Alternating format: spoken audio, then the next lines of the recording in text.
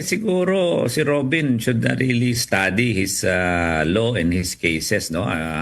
Let him give due respect to his position na kailangan pag-aralan talaga, hindi lang kung ano-ano yung, it's easy to have a populist stand, sabing pwede sila mag-participate. Pero ang tanong dyan, ang senador ay suspended.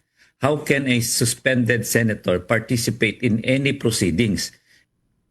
Dati na rin niyang hindi pinapayagang makibahagi sa proceedings ang mga suspended senator sa mga panahong nakakulong.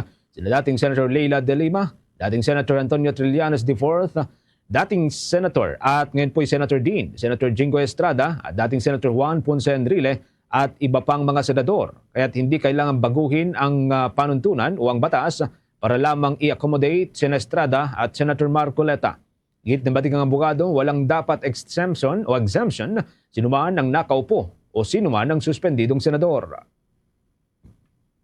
Po ng mga nangyari, panahon ni De Lima, kahit yung panahon nila JPE, nila Jinggoy, nung nakulong sila, si Trillanes, everything, pag suspended sila at pag wala sila doon, sila hindi nakakapagsali. No? So I think hindi naman kailangan baguhin itong mga or let's say gumawa ng bagong rason just to play with the populist vote, no? So ang sa akin lang tama na suspended sila. So habang sila ay suspended, igalang nila yung kanilang suspension, meaning wala silang rights and obligations and anything to do with being a senator. At there should be no exception to that.